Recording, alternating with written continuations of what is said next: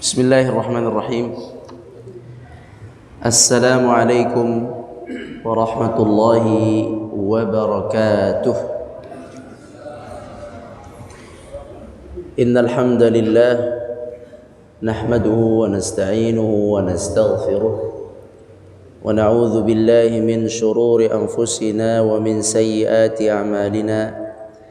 Man yahdihillahu fala mudilla lahu ومن يضلل فلا هادي له أشهد أن لا إله إلا الله وحده لا شريك له وأشهد أن محمدا عبده ورسوله لا نبي بعده اللهم صل وسلم وبارك على نبينا محمد وعلى آله وصحبه أجمعين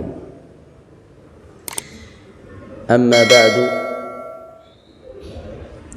Kaum muslimin yang dirahmati Allah Subhanahu wa taala, puji syukur kita panjatkan kepada Allah Subhanahu wa taala.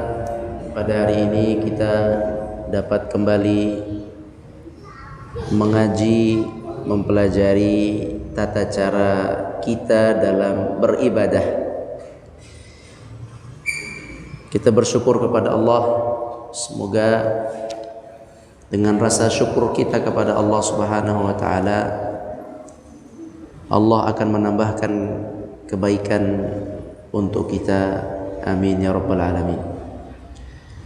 Salawat dan salam kita sampaikan kepada Nabi kita, Nabi besar Muhammad sallallahu alaihi wasallam beserta keluarga beliau, para sahabat dan seluruh umat yang mengikuti jejak langkah beliau sallallahu alaihi wasallam. Pada kesempatan ini insyaallah kita akan membahas beberapa hal yang tidak membatalkan wudu. Apa saja hal-hal yang tidak membatalkan wudu? Adapun mengenai hal yang membatalkan wudu, itu sudah kita pelajari pada pertemuan yang lalu. Bisa kita mengulang kembali dengan melihat makalah minggu lalu. Sedangkan untuk minggu ini tema kita adalah hal-hal yang tidak membatalkan. Bismillahirrahmanirrahim. Hal-hal yang tidak membatalkan wudu diringkas dari kitab Fiqh Sunnah karya Imam Sayyid Sabiq. Yang tidak membatalkan wudu, pertama, menyentuh wanita yang bukan mahram tanpa pembatas atau alas. Menyentuh atau bersentuhan sama saja. Ini sebenarnya batal atau tidak? Ya. Menyentuh wanita yang bukan mahram, menyenggol atau menyentuh pertemuan kulit antara laki-laki dengan wanita selain mahram. Kalau mahram, kalau ibu kita, adik kita perempuan, mertua kita,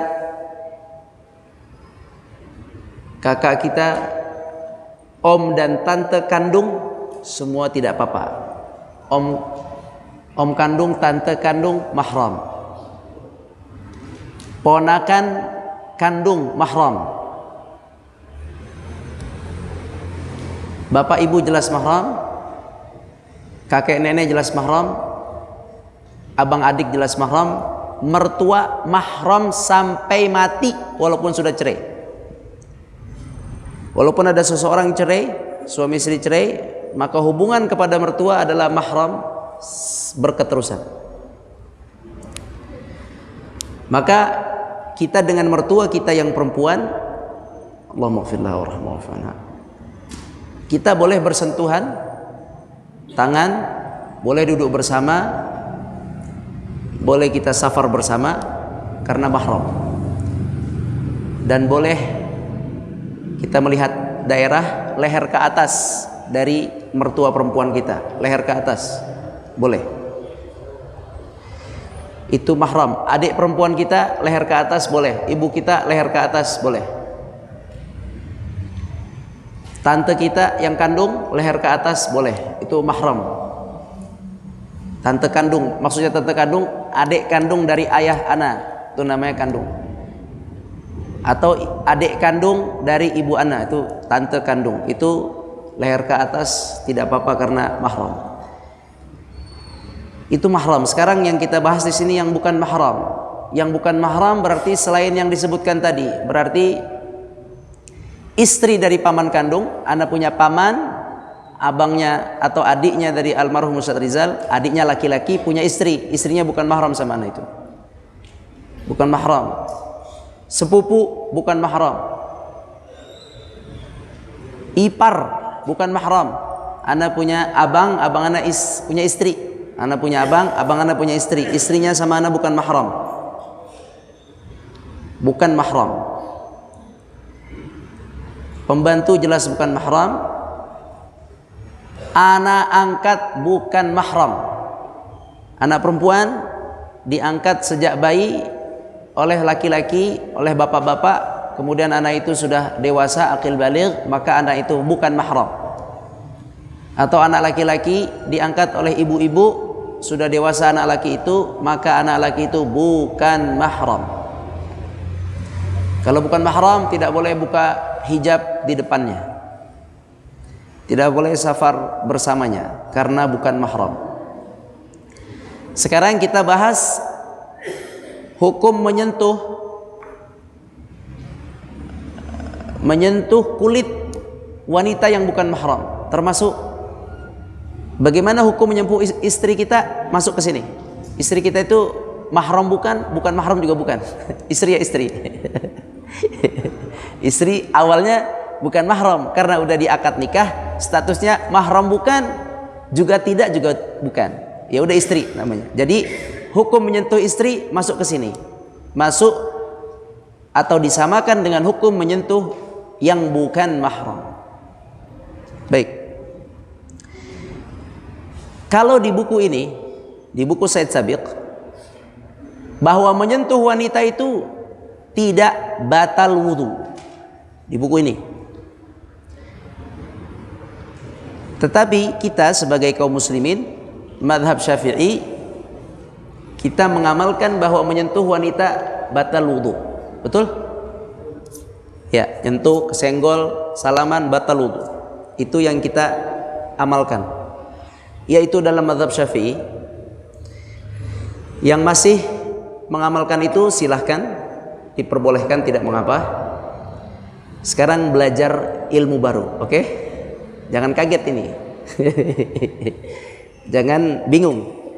Itu yang sudah kita pelajari dulu, bahwa bersentuhan sengaja atau tidak sengaja batal. Kita batal, dia batal. Itu dalam mazhab Syafi'i. Sudah itu, sudah kita amalkan, sudah juga lamalah kita tahu itu. Dalilnya, dalil dari mazhab Syafi'i itu yaitu dari Al-Quran Al-Karim.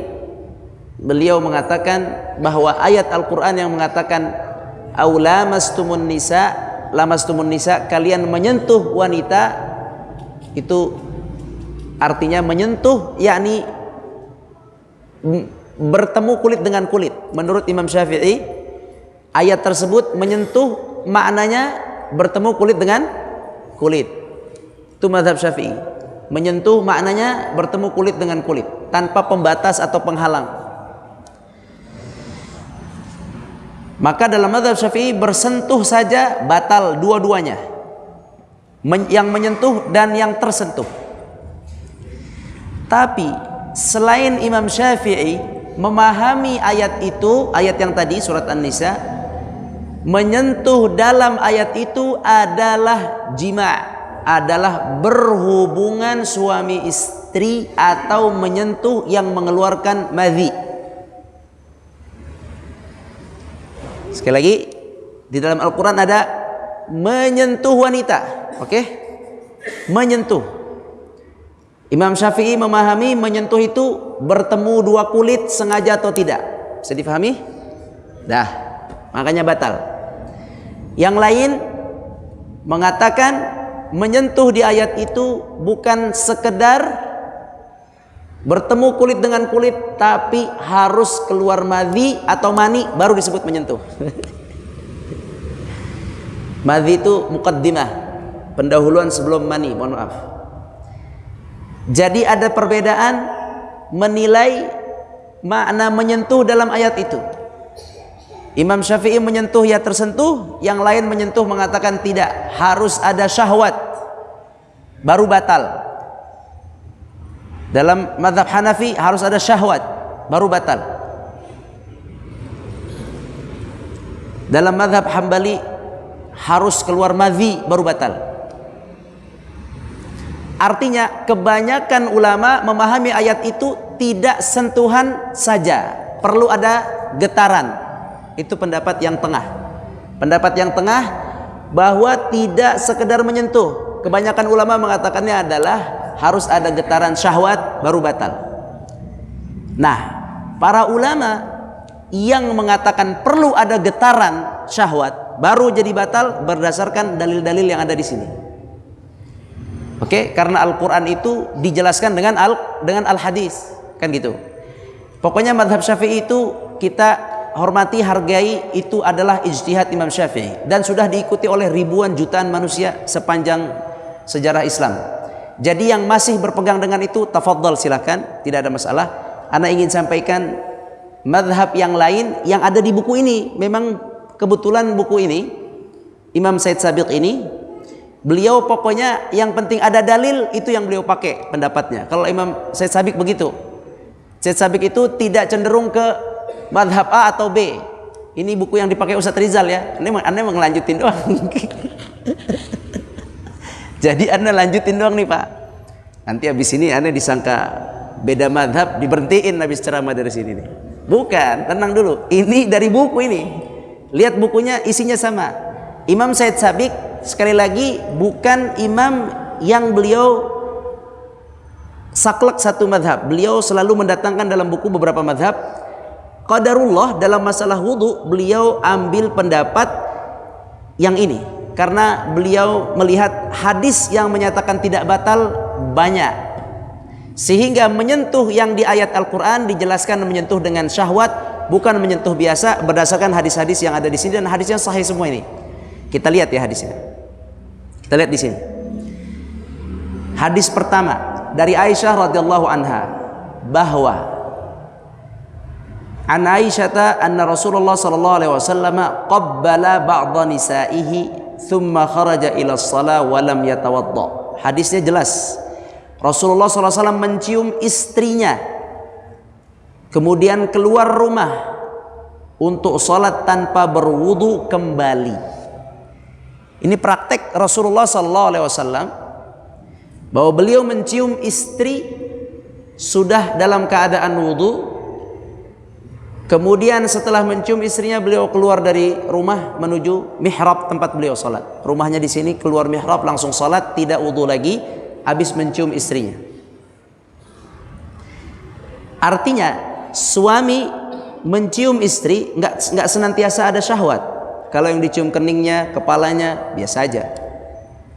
Sehingga dari hadis ini saja para ulama selain Imam Syafi'i ya, selain Imam Syafi'i yang lain mengatakan bahwa persentuhan kulit laki-laki perempuan walaupun tersentuh, walaupun sengaja, selama tanpa syahwat tidak membatalkan wudu. Apa dalilnya? Dalilnya ini dilakukan oleh Rasulullah SAW. Itu maksudnya. Oke? Ini perlu kita ketahui karena sesekali kita perlu ini dalil ini Pak. Di rumah sakit, lagi istri sakit atau suami sakit, perlu ini, nggak bisa nggak begini. Kalau istri sakit tayamum kita sentuh dikit, batal lagi, susah urusan. Jadi ini dalil ini kita terima dulu untuk kebutuhan-kebutuhan yang suatu saat kita butuh. Ya mungkin kita haji, umrah, atau kita sedang ramai di masjid Idul Fitri atau salat tarawih, di mana ada, apalagi di sebuah masjid yang jalur laki perempuan tercampur. Ya, jadi dan anehnya di Indonesia itu perempuan ke masjid pakai jilbabnya di sini di dalam masjid. Kalau di luar dia buka. Dia nggak pakai itu. Yang muda-muda maksudnya. Pakai mukenanya di dalam masjid. Kalau udah keluar tuh dibuka. Berarti kan resiko tersentuh. Kita sudah rapi-rapi dari rumah, ada anak mudi-mudi, anak SMA, sentuh-sentuh, repot. Kalau ya makanya kita perlu tahu hadis ini. Dalam hal-hal tertentu kita butuh ini. Ya, jadi dalil pertama, kenapa yakni persentuhan itu tidak membatalkan, karena ada perbuatan Nabi Shallallahu Alaihi Wasallam, yaitu Nabi mencium istrinya sebelum keluar rumah menuju sholat. Yang kedua, ada hadis lagi dari Nabi Shallallahu Alaihi Wasallam yang berbunyi, Innal qublata la tanqudul wudu wa la tuftirus shaim. Artinya sesungguhnya ciuman tidak membatalkan wudu dan tidak pula membatalkan puasa. Maksudnya ciuman dari suami ke istri atau dari mahram ke mahram, dari kakak ke adik, tidak membatalkan puasa. Ya, dari suami ke istri maksudnya. Karena kalau kita cium orang lain kagak boleh.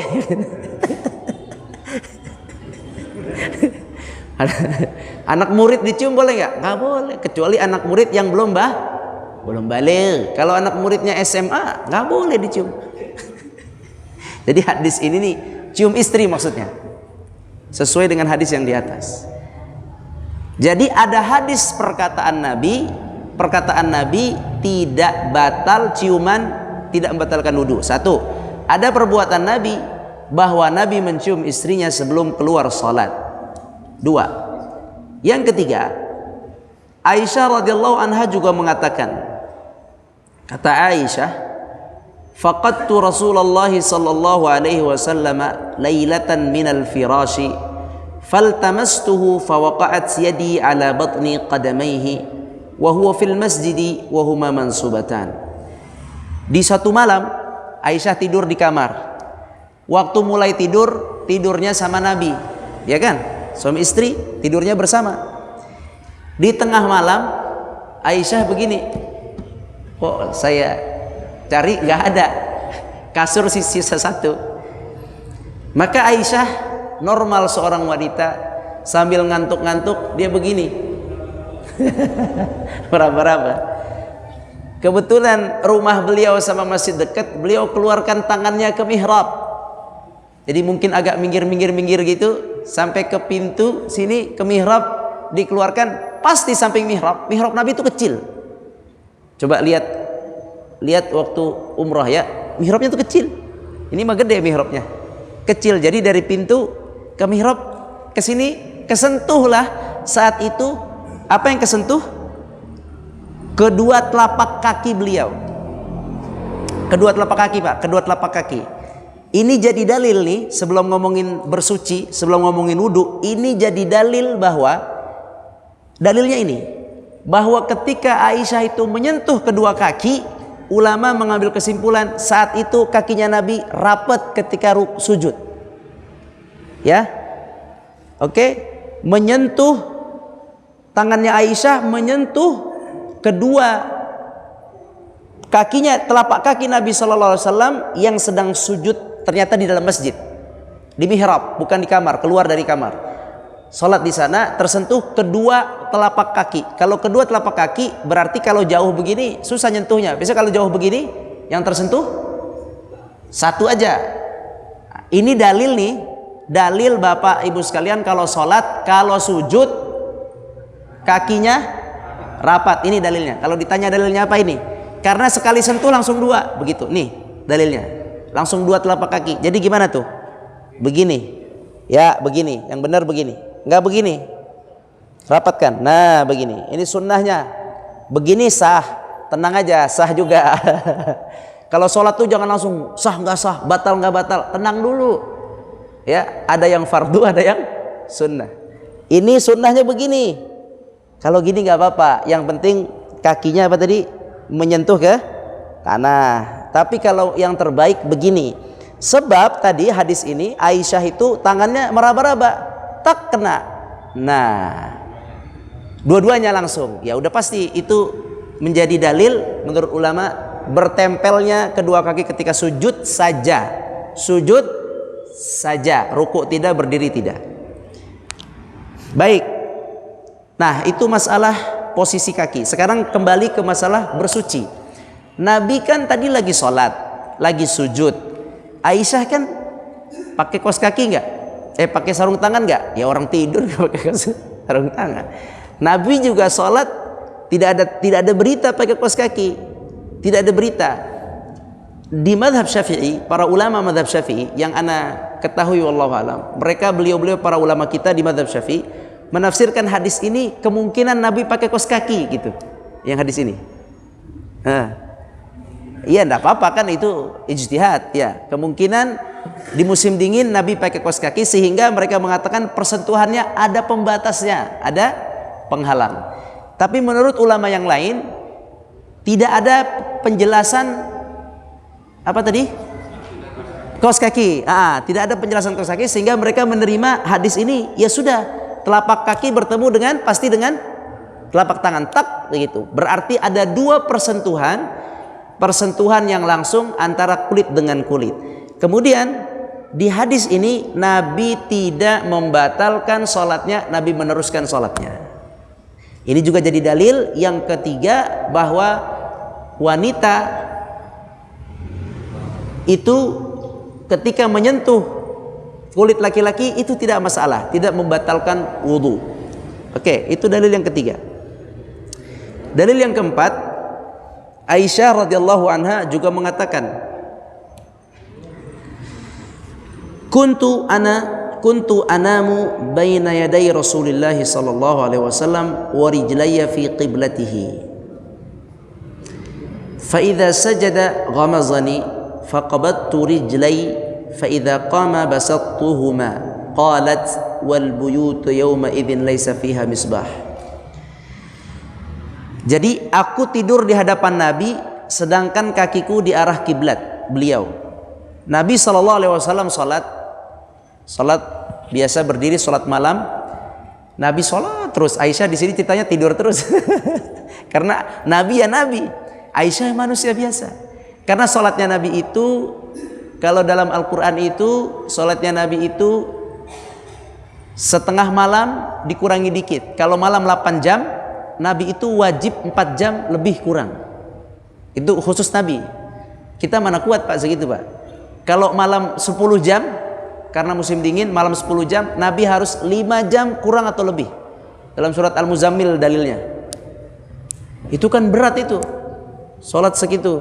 Kita paling bisa setengah jam, saya setengah jam 5 menit lah sebelum azan. Bapak mungkin setengah jam, 1 jam sebelum azan ya. Ya mungkin. Kalau yang muda-muda 5 menit sebelum azan, 10 menit sebelum azan, 15 menit. Ya. Mudah-mudahan ntar kalau saya umurnya sampai kayak bapak-bapak bisa lebih lama lagi kan, setengah jam, 1 jam sebelum azan sholatnya. Nah Nabi 4 jam sampai 5 jam sebelum azan sudah mulai sholat. Waktunya Aisyah lagi tidur. Nah di sini Aisyah tidur lagi nih, radhiyallahu anha. Jadi nggak aib ya, nggak aib ini Aisyah, nggak aib. Aisyah lagi tidur radhiyallahu anha. Cuman memang karena rumah Nabi kecil, kamar Nabi itu kecil, ukurannya itu 35 meter dibagi-bagi. 30 meter ada ruangan buat tamunya, ada ruangan buat tidurnya, ada buat dapurnya, buat kamar mandinya. 35 bagi-bagi. Jadi kamarnya tuh pas-pasan. Kamar Nabi itu yang sekarang dijadiin kuburan buat tidur Nabi, Abu Bakar, Umar. 3 ya. Nabi Muhammad, Abu Bakar, Umar. Itu kamarnya Nabi sallallahu alaihi wasallam.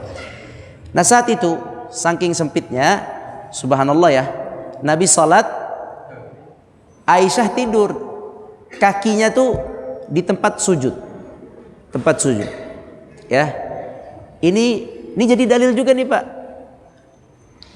Ini jadi dalil, tolong ini agak sabar sedikit. Kadang muslim ini agak emosi. Saya di Mekah waktu lagi umrah, saya jalan Pak, di Mekah Masjidil Haram. Ada seorang Indonesia, dia sholat, saya lewat depannya sama jamaah kan, lewat depannya. Dia cepat selesai sholat, dia panggil saya. Dosa kamu jalan depan orang sholat, dosa. kacau, saya bilang, saya diomelin depan masjid. Saya bilang ini Masjidil Haram, saya bilang ini Masjidil Haram. Kenapa? Masjidil Haram. Oh terus, pokoknya sulit saya menjelaskan, marah-marah terus. Orang Indonesia tuh. Saya bilang ente baru belajar sutroh aja belagu amat. Dia pasti nggak ngerti yang hadis ini. Ini nggak tahu dia hadis ini. Dan dia nggak tahu bahwa Masjidil Haram itu pengecualian. Tidak boleh berjalan di depan orang yang sholat kecuali di Masjidil Haram. Dia nggak tahu itu. Ya, bilangin jamaah bapak, bilangin bapak. Masya Allah, masya Allah. Jangan begitu kalau baru belajar tuh, jangan begitu. Yang tenang. Nah ini dalil bahwa dalam keadaan sempit dan sulit kita melipir di depan orang sholat itu tidak apa-apa. Seperti orang yang sholat mau keluar ke sana, itu ada kebutuhan di situ. Kita sholat di sini batal pak, batal. Kan pilihannya dua, keluar atau pura-pura sholat, ya kan?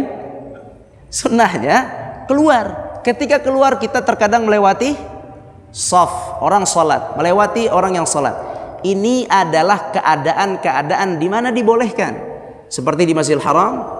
Masjidil Haram sulit sekali. Menghindari jalan di depan orang sholat sulitnya bukan main. Terutama di daerah tawaf khususnya.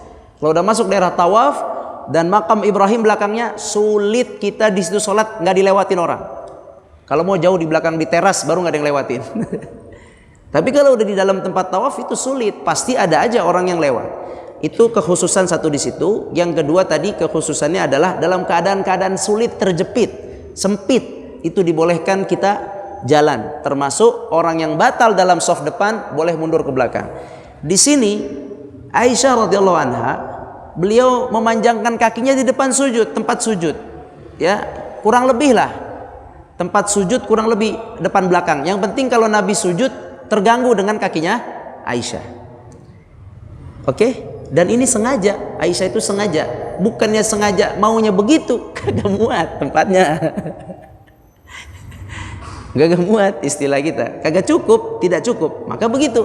Jadi Aisyah begini kan, sambil tidur. Ini juga Aisyah hebat juga radhiyallahu anha. Tidurnya tidur ayam ya, masya Allah.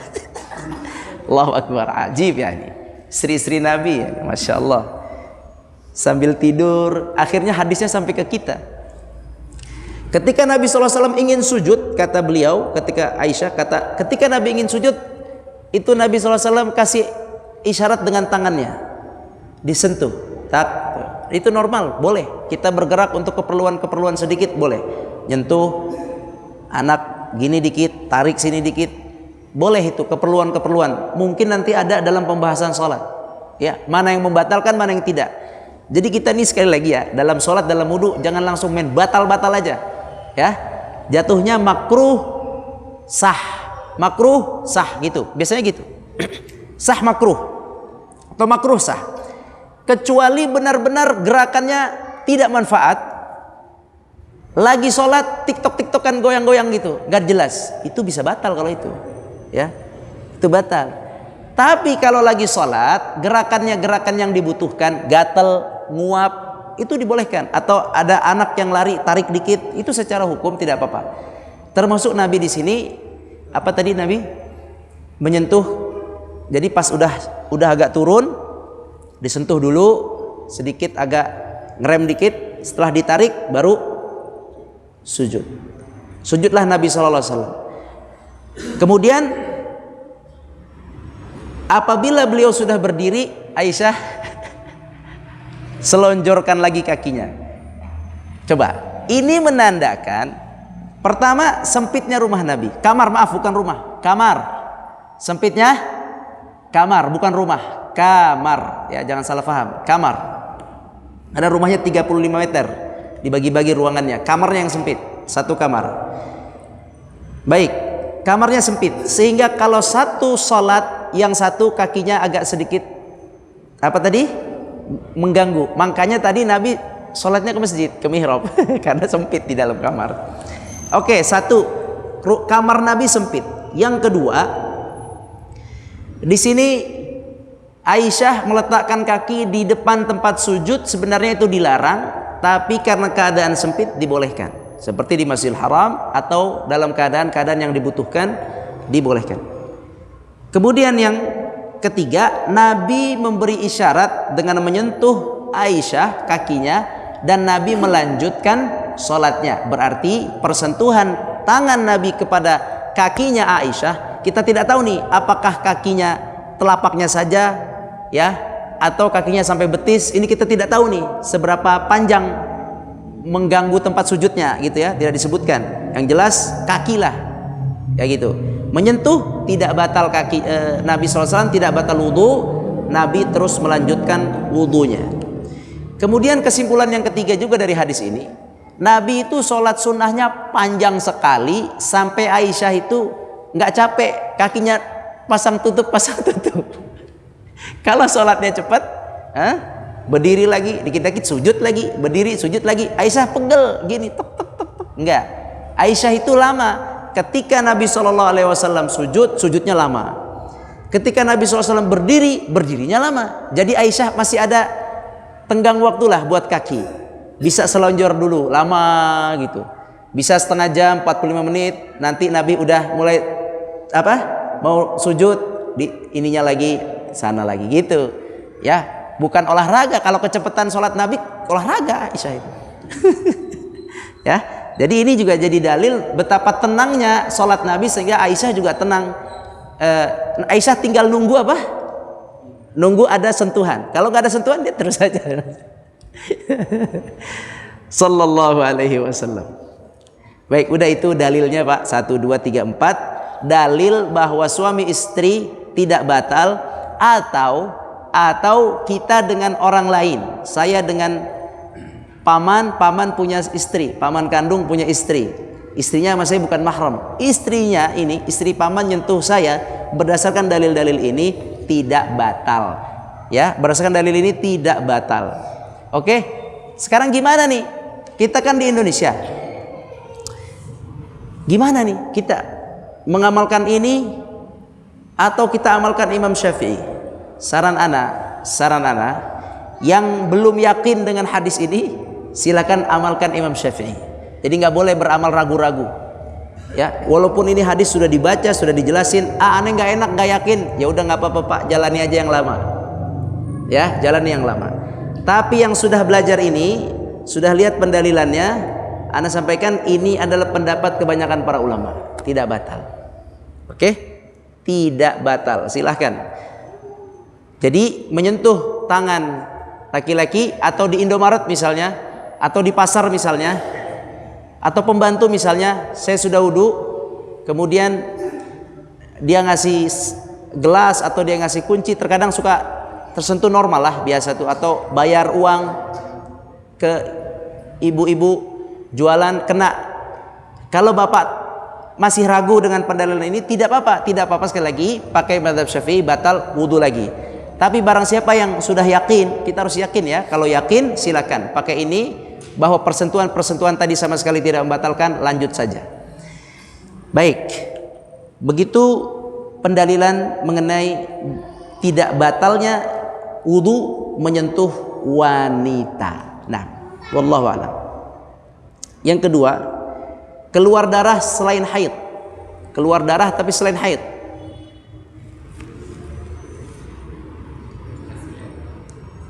Ya, kena silet. Darah itu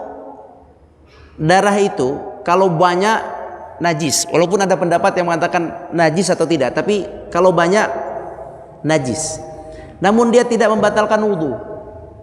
Misalnya kena silet, atau misalnya luka, ada pendarahan di mana bekas operasi gitu ya, operasi ada darah di situ, mau sholat tapi banyak darah, nggak apa-apa, insya Allah dimaafkan. Tidak masalah, kecuali darah haid. Kalau darah haid jelas adalah najis, dan darah haid yang keluar dari perempuan membatalkan wudhu otomatis ya. Kita lihat di sini, keluar darah baik disebabkan luka karena berbekam atau darah hidung, baik sedikit ataupun banyak, tidak membatalkan wudhu. Berkata Hasan Al-Basri radhiyallahu anhu, kaum muslimin tetap bersalat dengan luka-luka mereka. Kaum muslimin ketika perang, mereka terkena pedang, kemudian mereka tidak membersihkan darah-darah yang ada di badan mereka, mereka langsung salat, wudu dan langsung salat. Hasan Al-Basri radhiyallahu anhu juga berkata, Ibnu Umar memijit bisulnya hingga mengeluarkan darah.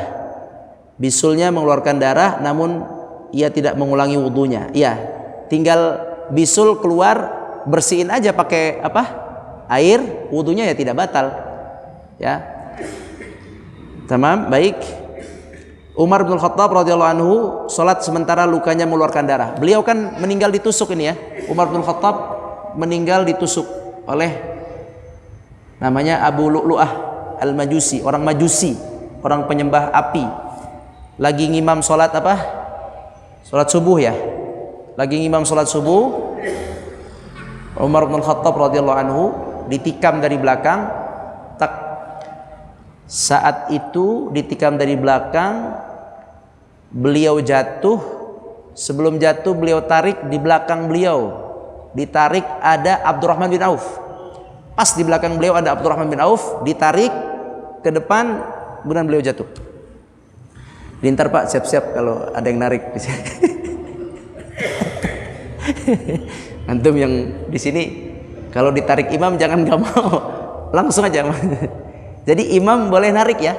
Imam yang batal atau yang kenapa-napa tuh, dia mau ninggalin apa tuh mihrab, dia tinggal lihat ke belakang, pilih aja, pilih tarik gitu, tarik tangannya aja atau sininya, jangan gini, wah nanti bubar itu, langsung aja maju. Ya memang begitu beneran, tapi insya Allah bisa. Ada Pak Abdurrahman, Bapak tinggal maju aja, ada antum tinggal maju aja ya, boleh itu. Nah, Umar bin Khattab luka itu, beliau beberapa hari luka, darahnya terus keluar, tapi beliau radhiyallahu anhu terus salat tanpa membasuh darahnya, terus beliau salat tidak ada masalah, tidak membatalkan wudunya. Itu dari Umar bin Khattab radhiyallahu anhu. Dah, jadi tidak apa-apa. Kemudian muntah. Muntah adalah najis tapi tidak membatalkan wudu walaupun sepenuh mulut atau kurang dari itu. Jadi muntah itu najis tapi tidak membatalkan wudu. Tidak diterima sebuah hadis pun yang dapat dijadikan sandaran yang menyatakan bahwa muntah membatalkan wudu. Dah, muntah tidak batalkan wudu. Memandikan mayat. Tidak wajib berwudu setelah memandikan mayat. Sebab tubuh mayit adalah suci, dan juga karena tidak ada dalil sahih yang menjelaskan hal tersebut. Jadi habis mandiin mayat tidak perlu wudu lagi, tidak ada batal wudu. Kelima, keraguan. Ini penting nih, keraguan. Bila seseorang telah bersuci kemudian ia bimbang apakah ia telah berhadas atau belum, maka kebimbangan itu tidak jadi soal, wudunya tidak batal. Baik ia sedang sholat maupun di luar sholat, sampai ia yakin betul-betul telah berhadas. Gitu ya. Ini kan kita maghrib nih. Tadi maghrib sudah sholat, berarti kan kita ada wudu. Ini kita duduk-duduk sampai isya. Selama tidak ada hal yang membatalkan secara pasti, cuman ragu, batal nggak ya, batal nggak ya, batal nggak ya, maka keraguan itu tidak bisa membatalkan. Dihilangkan saja tugasnya. Hilangkan itu, masuk aja shaf. Masuk ke shaf, dah langsung sholat. Dari Abdullah bin Zaid radhiyallahu anhu mengadu kepada Rasulullah sallallahu alaihi wasallam, ia berkata, artinya bahwasanya ia seakan mengalami sesuatu ketika sholat. Lagi sholat seolah-olah ada sesuatu di perutnya. Kemudian Nabi SAW bersabda, janganlah ia keluar dari sholat selama tidak mendengar bunyi atau tercium bau. Ini masalah angin. Artinya kalau ragu tinggalkan, nggak usah khawatir, sholat aja terus. Nomor 6, memakan daging unta. Makan daging unta Pak, cuman karena ini tidak ada di sini daging unta, dijual aja kagak ada ya, susah. Jadi materi ini mungkin bagi kita tidak perlu. Cuman mungkin saja Bapak ke Mekah nanti cari daging onta. Kalau di hotel setahu saya sih nggak nyiapin daging onta. Bapak ke restoran keluar kota Mekah Pak, keluar kota Mekah, maju sedikit ada Aziziyah namanya. Di situ nanti ada restoran unta. Misalnya Bapak makan di situ, unta. Nah, ini merupakan pendapat khalifah yang 4 dan kebanyakan sahabat dan tabi'in serta pendapat jumhurul ulama, kebanyakan ulama, kecuali mazhab Hambali. Para ulama semua mengatakan tidak perlu berwudu habis makan daging unta, kecuali mazhab Hambali, satu mazhab, mereka mengharuskan wudu setelah makan daging unta berdasarkan hadis Jabir. bahwasanya ada seorang menanyakan kepada Nabi, artinya, apakah aku berwudu karena memakan daging kambing? Maka kata Nabi bersabda, jika kau suka maka berwudulah, namun jika tidak maka tidak mengapa tidak berwudu. Orang itu bertanya kembali, apakah kita harus berwudu karena daging unta? Nabi bersabda, ya, berwudulah karena daging unta. Orang itu bertanya lagi, bolehkah aku sholat di kandang kambing? Nabi menjawab, boleh. Orang itu bertanya lagi, bolehkah sholat di kandang unta? Nabi menjawab, tidak boleh. Hadis riwayat Muslim. Ini dalil yang dipakai oleh Imam Ahmad untuk pembatalan wudhu sebab makan daging unta. Tapi lihat di sini, dalam hal ini kita mengikut pendapat jumhur ulama atau kebanyakan ulama bahwa makan daging unta tidaklah membatalkan wudhu berdasarkan hadis Jabir bin Abdullah di bawah ini, bahwasanya dua hal terakhir yang kami pelajari dari Rasulullah SAW sebelum beliau wafat ialah tidak perlu wudhu setelah makan daging yang dimakan dengan api. Maksudnya dibakar, maksudnya yang dimasak dengan api. Hadis riwayat Nasai sahih. Intinya kalau ada di Mekah nanti yang mengatakan daging unta membatalkan wudhu, iakan saja. Cuman pendapat kebanyakan ulama tidak batal, dan kita menggunakan pendapat yang terbanyak, tidak batal. Imam Syafi'i tidak batal makan daging unta, wallahu a'lam. Ada pertanyaan?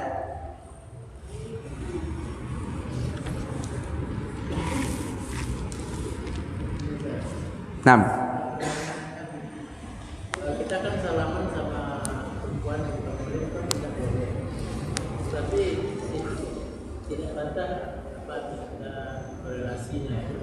Ya. Nah, kita bersalaman dengan wanita yang bukan muhrim di dalam Islam tidak boleh, karena Nabi SAW tidak pernah melakukannya dan Nabi melarang, ya.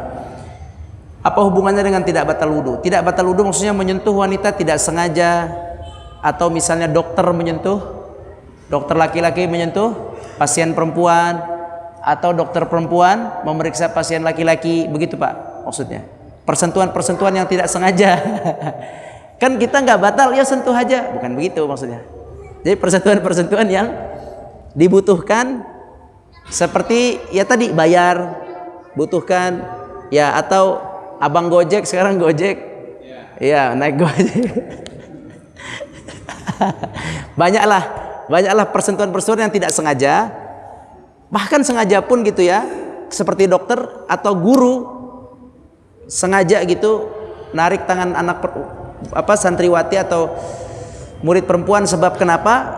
Jangan nakal misalnya, itu kalau berdasarkan dalil ini boleh, tidak batal wudhu. Sekali lagi harus yakin. Kalau belum yakin nggak apa-apa, pakai yang lama dulu. Tapi kalau sudah yakin enak, pakai yang ini agak lebih enak, lebih leluasa lah gitu, lebih enak pakai yang ini. Baik, terutama pada istri Pak. Jadi dia mau salam, kita berangkat, dia mau salam boleh, kita nggak batal wudhu gitu, ya.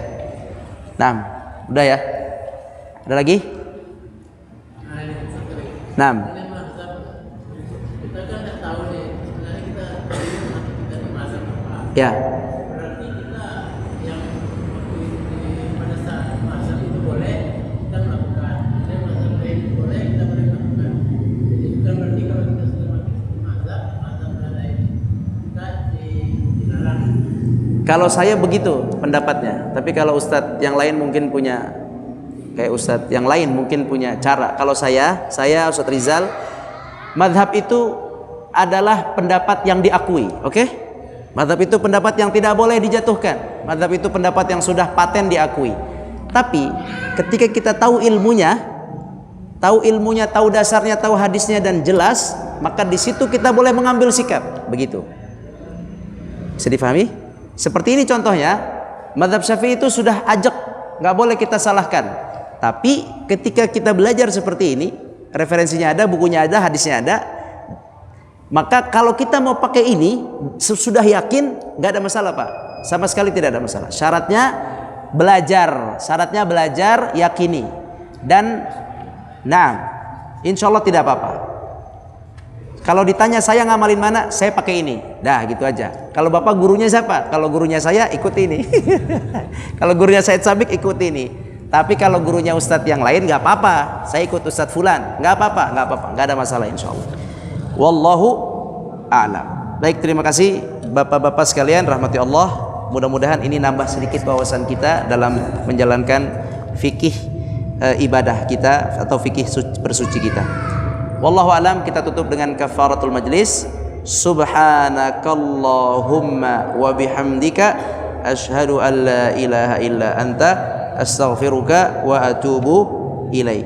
Assalamualaikum warahmatullahi wabarakatuh.